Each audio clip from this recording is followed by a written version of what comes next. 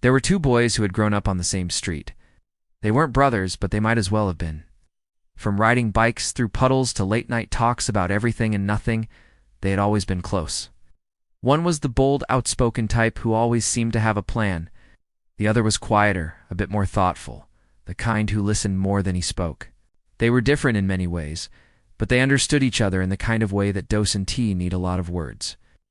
As they got older, life began to drift them apart in subtle ways. Not with arguments or distance, just that slow kind of separation that happens when routines change and people get tired. The bold one lost his job during a hard year and never quite bounced back. He stopped talking about big plans. The quiet one, on the other hand, had been carrying his own weight in silence, grief he hadn't spoken about, disappointment he hadn't named. They both started moving through life on autopilot. Wake up, go through the day, come home, sleep, over and over again.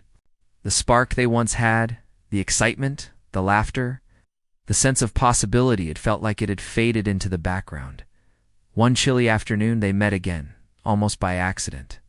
They sat on an old bench at the edge of the park where they used to hang out as kids.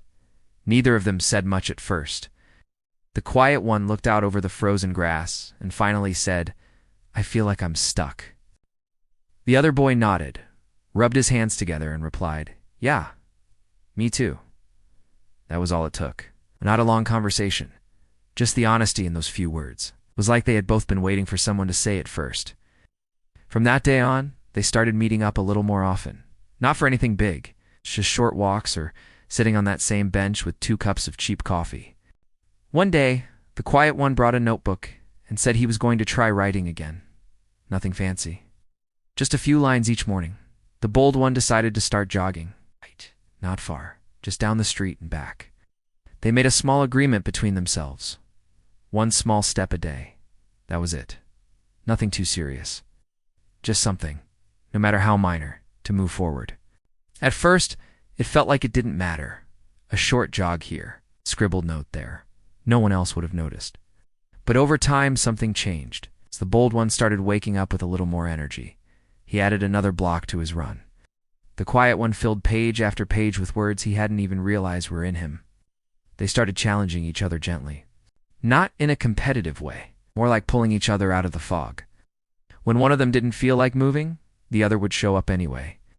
When one felt discouraged, the other would remind him of how far they had come. They weren't trying to fix everything overnight. They weren't chasing some big goal. They were just showing up, 1 small step at a time. The world around them didn't change. The city was still busy. The bills still needed paying. The hard things didn't magically disappear, but they did change. Slowly, steadily. The bold one started planning again. Not big plans, but realistic ones. He applied for a course.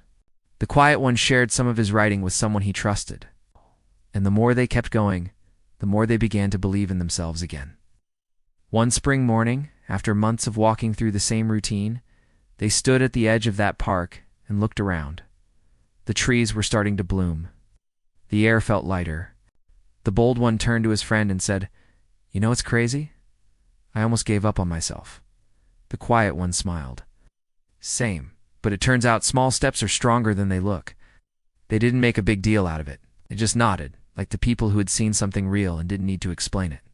Looking back, neither of them could point to a single moment when things changed.